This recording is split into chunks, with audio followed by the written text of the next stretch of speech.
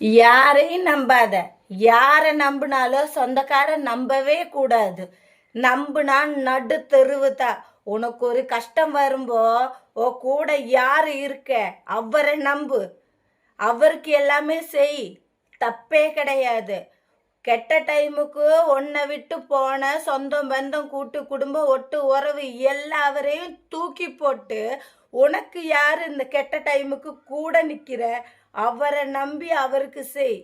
இல்லையா நீ என்னோட சொந்தம் தானா, அவர் எனக்கு கூட நிற்கிறியன்னு சொல்லி நீ கூட நிற்பாட்டுனா உன்னோட எல்லாமே அவர் எடுத்து கடைசி நடு தெருவில் உட்கார வச்சு தலையில் மிளகா அரைச்சி போட்டுட்டு போயிட்டே இருப்ப.